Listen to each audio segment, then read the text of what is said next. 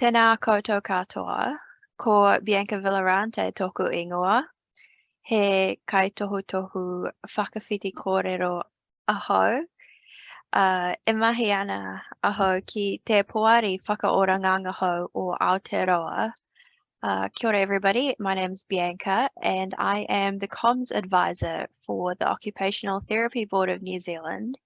Thank you all for taking the time out of your busy afternoons to join us on our Code of Ethics webinar with our kaitohu tohungaio, Shaz and Carolyn. Before I kick us off, I would just like to remind everyone that this is a public forum and any questions that are asked or popped into the Q&A will be publicly available on our networks. And before I kick us off, I'll just open us up with a karakia. Tuia ki runga, tuia ki raro, tuia ki waho, tuia ki roto, tuia ki te here tangata, karongo te po, karongo te ao, haumie, huie, taiki. I will just pass you all off to Shaz to kick us off. Kia ora koutou, ko Shaz Takuingua, e mihi ana ahau ki kaitohu tohungaio, ko te poare whakaoranangahau. So I'm your professional advisor tangata whenua to the board. And today what we're going to be looking at is, of course, the Code of Ethics for Occupational Therapists. And we're going to talk to you about the purpose of the Code of Ethics, the associated documents around Code of Ethics, reporting obligations and notifications, our matapono principles, and how does this then translate into practice. And finally, we will follow up with a where do I find question and answer session. Kia ora.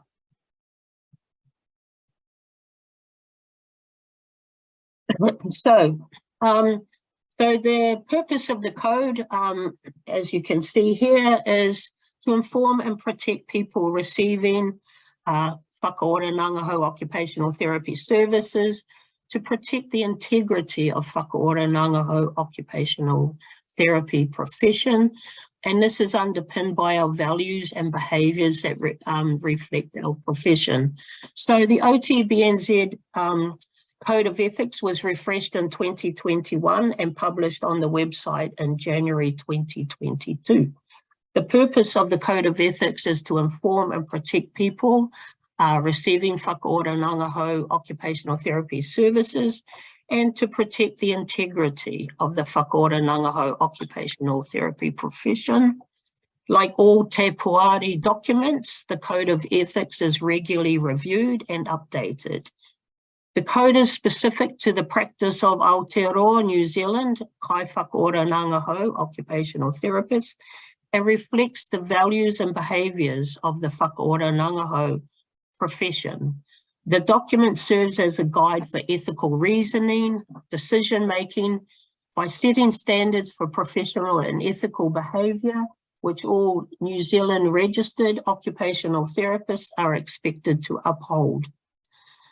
Te Puari Code of Ethics does not address every possible ethical issue, and it should be read in conjunction with the Health and Disability Commissioner Code of Health and Disability Services, Consumers' Rights, and the OTBNZ Competencies for Registration and Continuing Practice.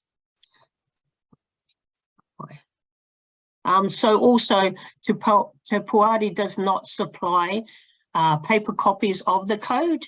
However, the code is available online, and the current January 2022 version may be downloaded from the website, which is https://otbboard.org.nz/site/CES/Code of Ethics. Kia Kia ora. At the time of the refresh project, it was noted that several submissions advocated for a complete rewrite of the code. And of course, this will be a future consideration for Te Puari. Okay. So as you can see here, there are associated documents with our Code of Ethics. Of course, the most important one being the Health Practitioners Competence Assurance Act of 2003, whereby we are all mandated in order to, of course, to inform and protect the public. So this range of documents, you need to be look at these and align with the Code of Ethics for making ethical decisions. So you've got your general scope of practice, competencies for registration and continuing practice, and also policies for issuing practicing certificates. This is not an exhaustive list of documents, and as you can see here, we go into document 2. So as you can see here, under the guidelines and standards on the website, there are links to other supporting documents which you can find on this guidelines and standards, such as social media and electronic communication, which has recently been updated. The driving assessment and vehicle modifications, also recently updated. There are practice boundaries, professional boundaries, and delegations. Kia ora. Kia ora koutou, ngā mihi nui kia koutou katoa, ko Carolyn tōku ingoa, kei tohu tohu ngai o tangata tiriti. So there's a number of reporting obligations when it comes to ethical practice or anything really to do with difficulties with performance and practice. So the Health Practitioners Competence Assurance Act refers to ethical conduct in 2 places. Part 1, Section 4, page 14, which is probably what I should have said, requires registration authorities to set standards of clinical competence, cultural competence, and ethical conduct.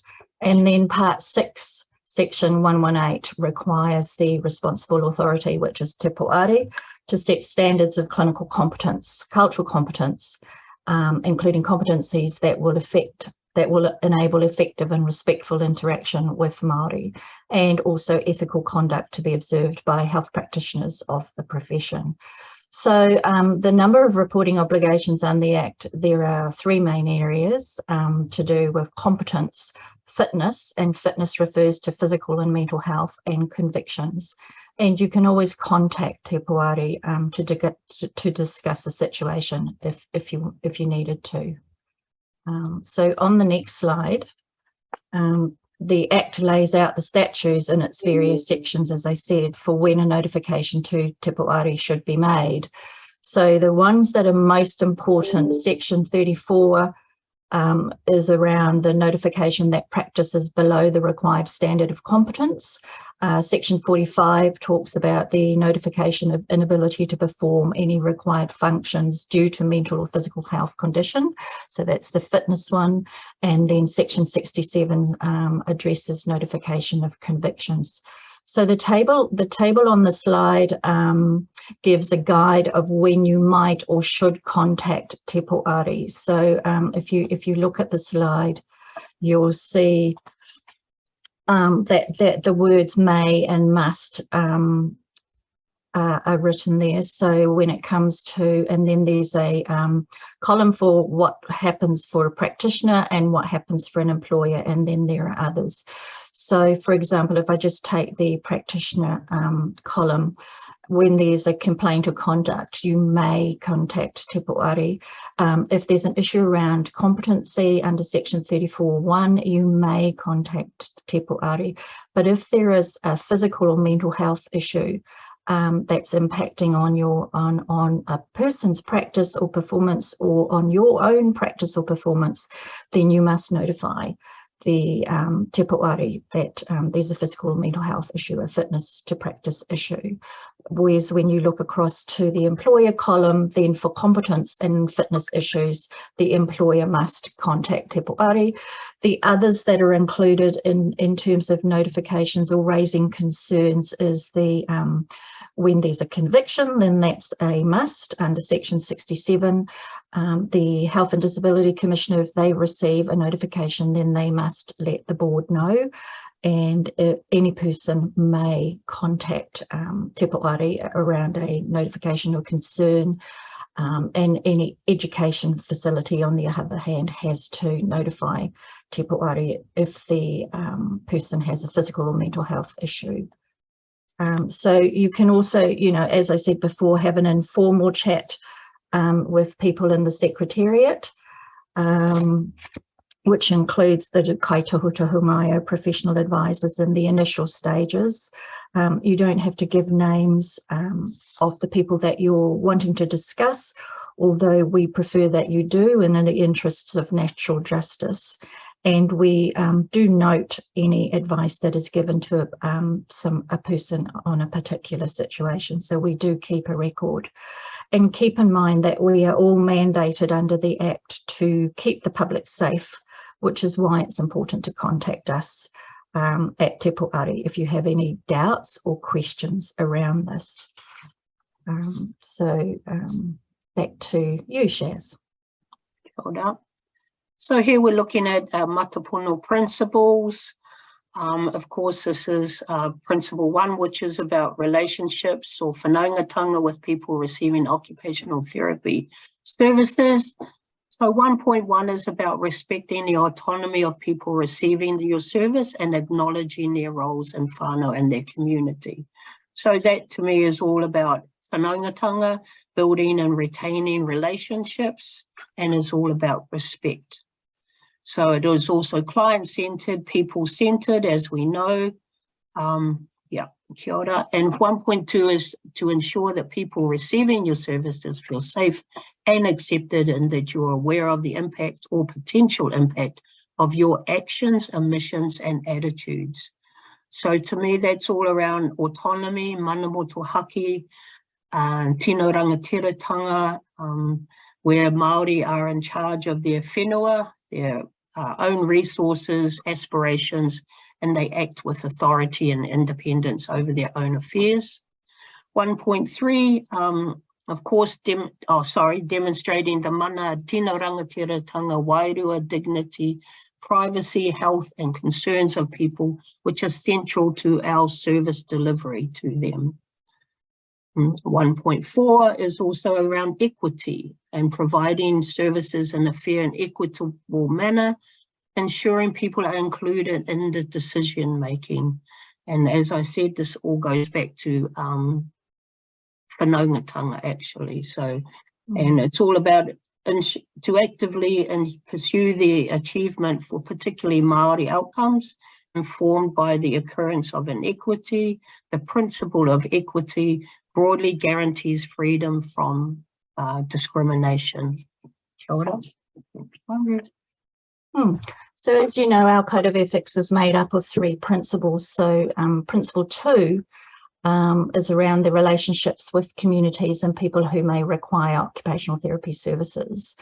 And as you've seen from Shaz's discussion of principle 1, there are clauses within each of the principles, and then those clauses are broken down. So the main clauses in principle 2 speaks to the values and practice about our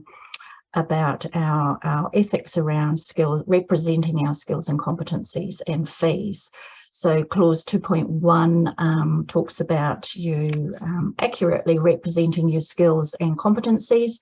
So this is really around making sure that you know what you know and what you don't know, and that you are engaged in relevant professional development and experience in the area that you're practicing. And so the activities that you engage in are really important in relation to your e-portfolio as well. And then principle 2.2 is about you shall ensure that your Fee structure, if any, particularly if you're in private practice, is fair and clearly communicated in accessible formats. And so you're being transparent about what you're charging people and why you're charging that amount and what you're charging for. So those are the two main clauses for Principle 2. And you'll be able to see when you go back and read the Code of Ethics that's broken down into further sub clauses. So let's move on to the third principle. So relationships with colleagues in the profession. So once again, this speaks to the values and practice principles around whanaungatanga again, and respect, of course. So you can see here 3.1, to identify and report any breach of this code of ethics to the Te Puari, the Occupational Therapy Board, for further consideration. And this includes concerns about another therapist's practice or conduct. And 3.2, we're practicing within the boundaries of your experience, training and competence. And I think these are mostly around good citizenship and doing what is correct. 3.3 is about supporting the maintenance of occupational therapy standards of practice. And 3.4, not bringing the profession or other health practitioners into disrepute. And so 3.5, to acknowledge and respect all the colleagues that we work with, other professionals, and of course our peers.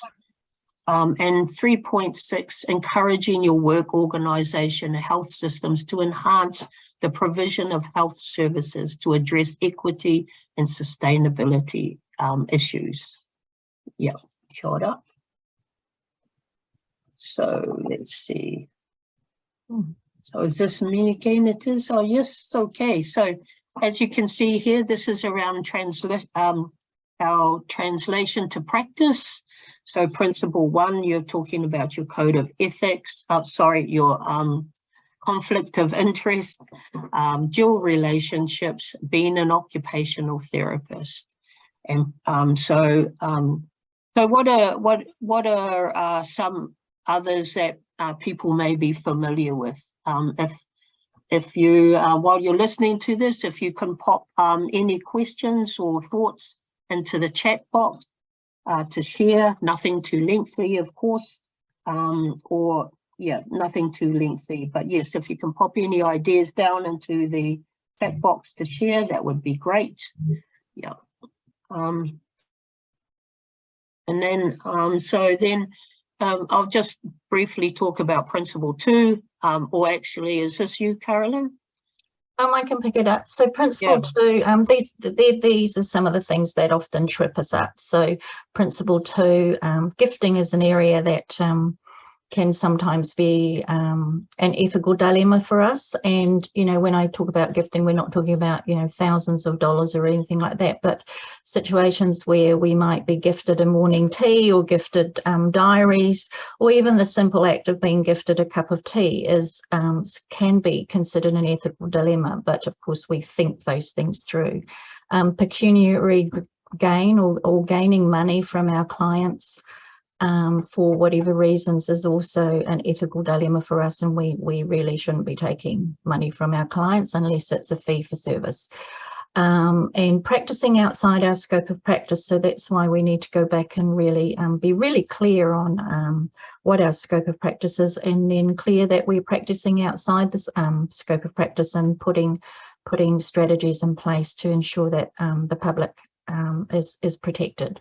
And advertising is another area that often trips us up. And then if I just go on to principle 3, touch base there, you know, practicing without an APC, we can't stress enough how important it is to think through, even if you may be working in a non-traditional role, to think through whether you do need an APC. If you're going to hold yourself out as an occupational therapist, or even use your occupational therapy skills and knowledge. So pick up the phone and have a chat before you take that job where, you know, you're being told you don't need an APC, but you actually may need an APC, or the public's going to perceive you as requiring as an occupational therapist, because those are quite tricky. and our relationships and how we behave with the public, and our clients, but also with each other is really important under principle 3. And then how we communicate, how we express ourselves, how we intone our voices, the words that we use, they're all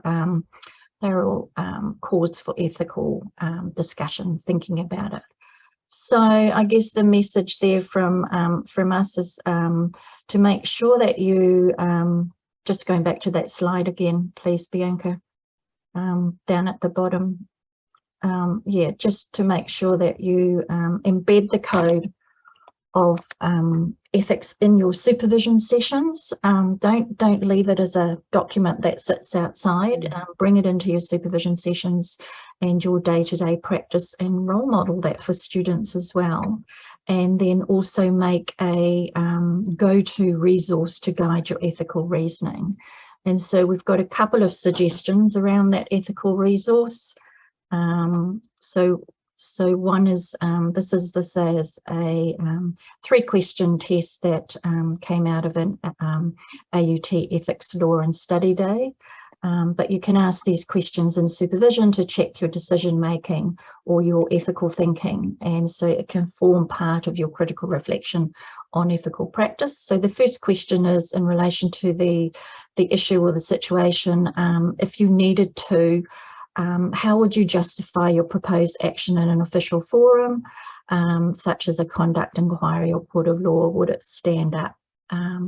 Would your answer have integrity? Would your actions and behaviour be seen as ethically and having ethical integrity? And then the second question you could ask yourself is, if you explained your decision and the reasons for it to your family, whānau, would they still be proud of you and respect you? And I think that that's a key question. And then, does your decision concur with your own values, beliefs and understanding of your professional obligations? So it really comes back down to, do you fully understand yourself and why you're doing what you're doing? The other thing that you need to have in your resource is the next slide, which is it's always good to be able to put your finger on a ethical decision-making tool or model. So make sure that you have a go-to ethical decisioning model for guiding your ethical reasoning. If your supervisor doesn't have one, then ask them to put one into your supervision. And so this circle of critical reflection in terms of ethical decision-making, you can cycle around when you're looking and exploring the issue that you want to talk about. So it's one approach to the process, but there are other models, and people may be more familiar with other models, for example, Seed House's models. And then just up on the left hand there on the slide is a definition that's there for you to read around what is ethical practice and what does it relate to. So that's pretty much all that we want to say. I'll hand back to Shaz. So pretty much just to end, a reminder that all you need is pretty much on the website. You can as always, you can always flick us an email, either myself or Carolyn, at any time, and we will hopefully be of assistance. Okay, hold up. Cool. So he pātai, any questions? So, okay, we do have a few coming up. Just to remind everyone that this webinar is recorded. So for those who couldn't make it, if you have any colleagues who couldn't make it today, this will be uploaded to YouTube following. So it'll be on our YouTube channel and we'll let you know. And this is also to plug our upcoming webinars. We've got 2 more coming up. So we've got one on the 27th of October, which is also World Occupational Therapy Day. Woo. Woo. So that one is going to be about the competencies, and it will be led by Shaz and Carolyn as well. And another one on the 16th of November, which is specifically around navigating competency 2. Yeah, so without further ado, let's get into some of the questions. Okay, we've got one. What is the difference between code of ethics and the code of conduct? So, in brief, a code of ethics usually outlines the accepted and endorsed universal statements of communal ethical principles to assist and assure us as health professionals, that our conduct in everyday practice, we practice with honesty and integrity. So the Te Poari Code of Ethics tends to be broad and is meant to assist us as kai whakaorangangahau in our ethical decision making. So it plays a part in contributing to the NZROT's mindset and ethical reasoning for clinical and professional practice and our service provision when working with people. The Te Poari Code of Ethics should be read together with the competencies for registration and continuing practice. I mean, we've stressed that in the presentation, but we can't stress it enough. And, you know, all the other documents that may be relevant, the associated documents that may be relevant to the Code of Ethics. But a Code of Conduct, I know that the Act talks about conduct, but we call it a code of ethics. So the code of conduct is usually a policy within an organisation which sets out the specific rules that outlines the principles and the norms and the standards and the responsibilities and the proper practices, so the actions and behaviours. So there's a similarity there for individuals and the organisation. So how do we need to conduct ourselves within our mahi in the organisation? That sort of policy will provide guidance on appropriate behaviour and reflect the values of the organisation, and will include ethical expectations of people, of the organisation or the group of people. So code of conduct forms an integral part of compliance efforts in that organisation. But generally, a code of ethics and a code of conduct may be combined into a single document. And the OTBNZ or Te Poari has historically referred to a code of ethics. So as you can see from our code of ethics, it's more high level and has an element of code of conduct in it. Thank you, Carolyn. Got another one. What might I do if I encountered a colleague who is not fulfilling the obligations around documentation? Well, I think this is a great question, actually. So there are a number of actions that can be taken in practice setting for practice-related ethical dilemmas, including referring to the Code of Ethics and competencies for registration and continuing practice, and consulting with your supervisor as to what might be the best course of action for raising the concern that you may have with the person first. And that's always important, I think. So generally each practice setting will likely have its own documentation policies and escalation process. So discussion with the one-up line manager is also an option. You can also initially discuss the concern with a member of Te Poari Secretariat. So you can refer back to slide 7 of the presentation.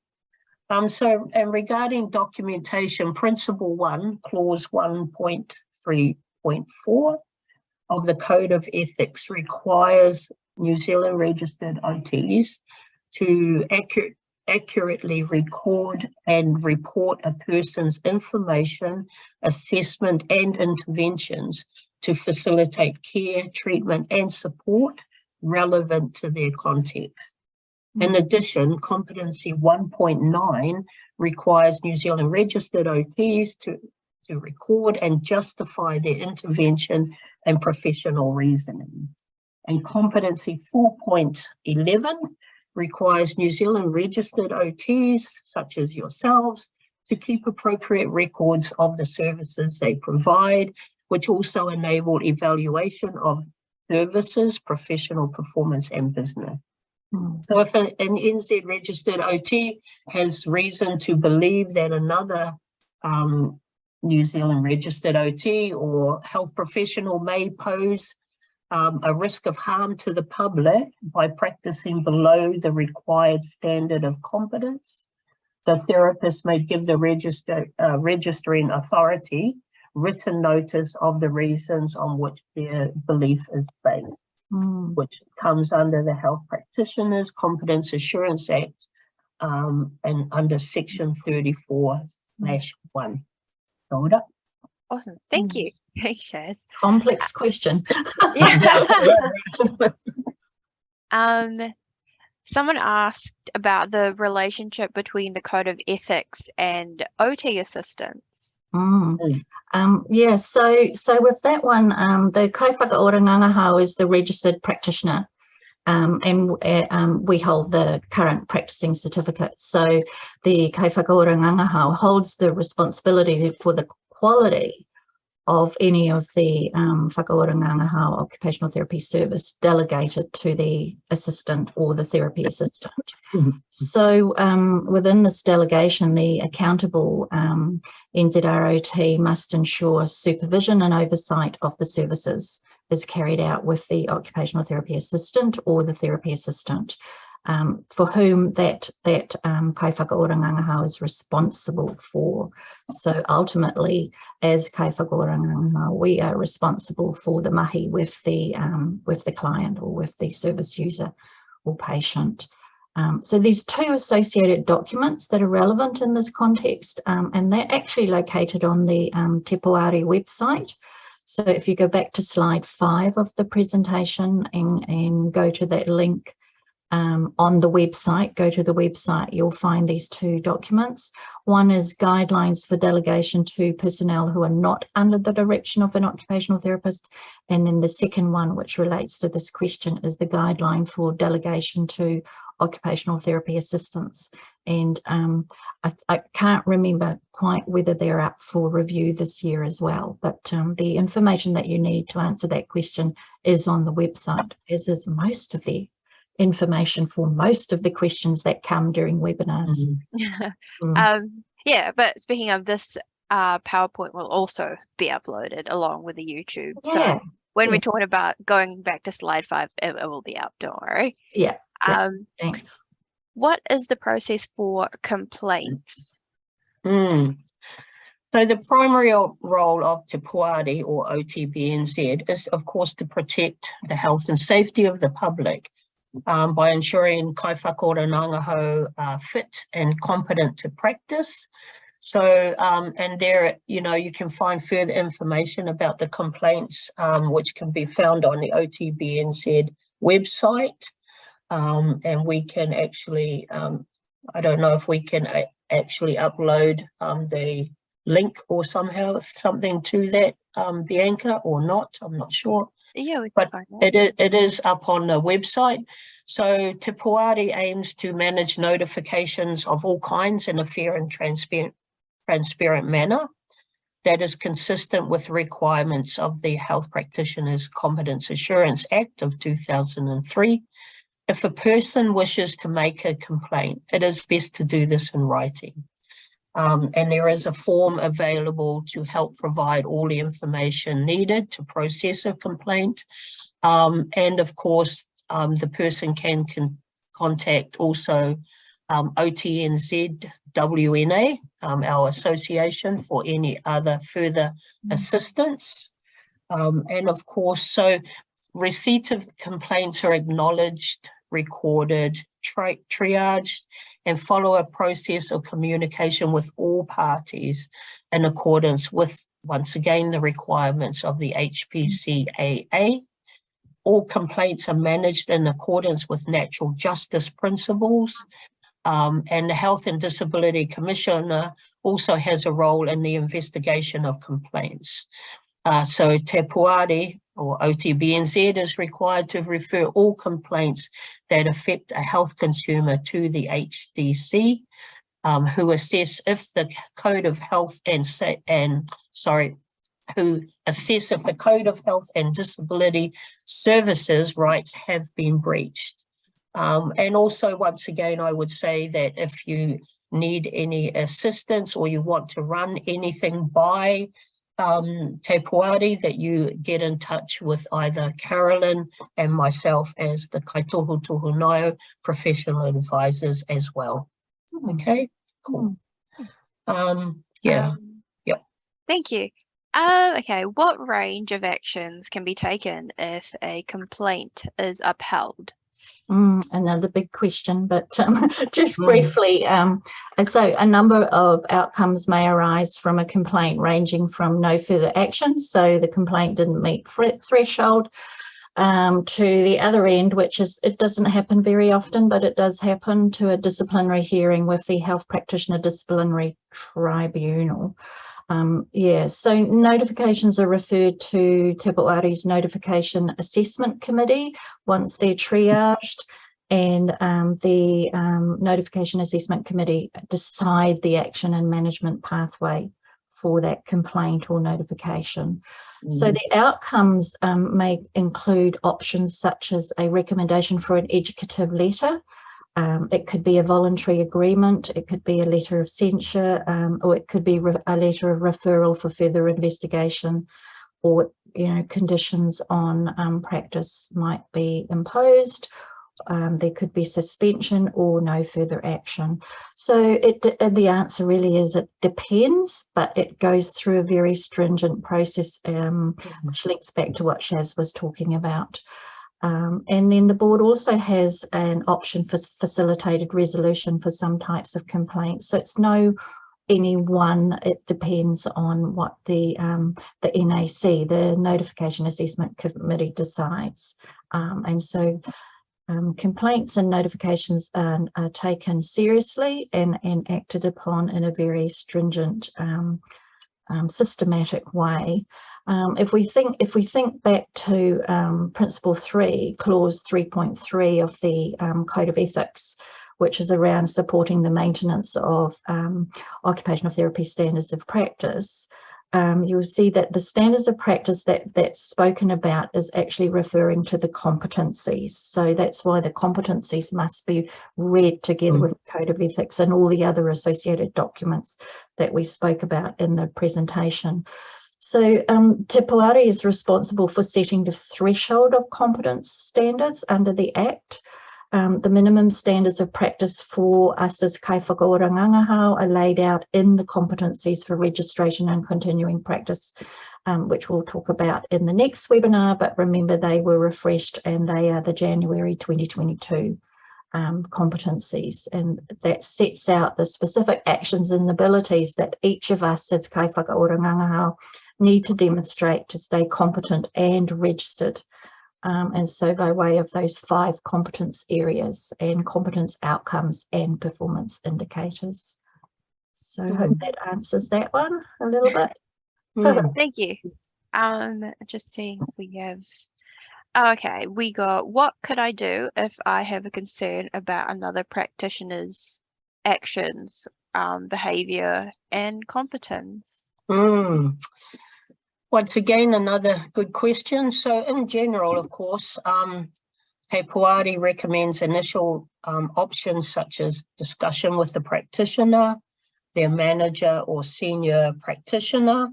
And where this is not appropriate or effective, there are several options available to you, which may be found on the OT board site.